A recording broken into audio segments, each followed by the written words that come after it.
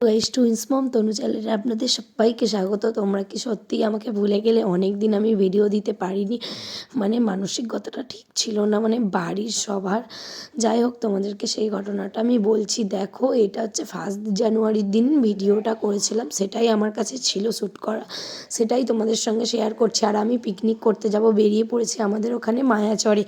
দেখো নদীর ধারে, আর সবাই চলে গেছে। সেদিন খুব ঠান্ডা পড়েছিল, সেই জন্য আমি অনেক লেটে গেছি। আমার বাচ্চা আছে, ঠান্ডা লেগে যাবে না?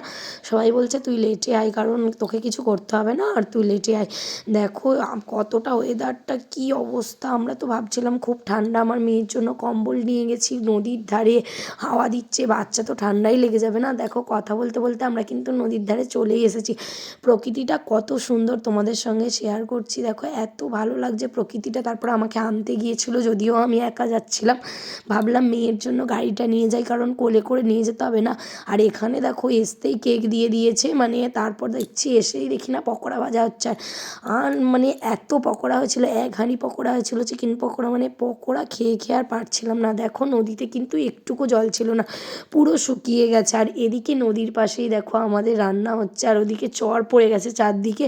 কে দেখবে তোমরা? এখন তো 11টা বাজে, 12টার দিকে, মানে তখন টাইমটা 11টার সময় ছিল, তখন 12টার দিকে দেখো পুরো নদীতে জল এসে গেছে।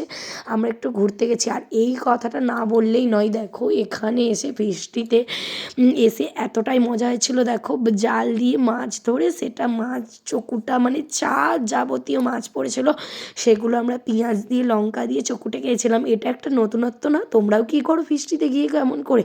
তোমরা কিন্তু কমেন্ট করে জানাবে। কিন্তু আমরা বৃষ্টিতে গেলেই কিন্তু এমন করে করি। আমি এবার এই 2বার এলাম, কারণ আমি বিয়ের পর নতুন এসেছিলাম, তারপরে আবার এলাম। দেখো আমরা সেই সেখানটায় বৃষ্টি করছি, আর এখানে নদী।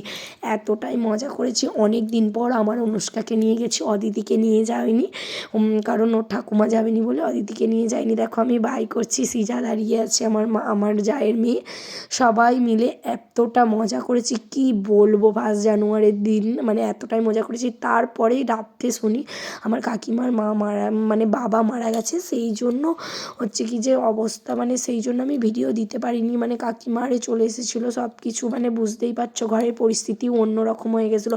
সেই জন্য আর মাথা থেকে আমার ভিডিও করার চিন্তাটাই চলে গেছে। তারপরে দেখো দুপুরে একদম খেয়ে নিচ্ছি। মেনুতে হয়েছিল, দেখতেই পাচ্ছ তোমরা কী কী হয়েছিল।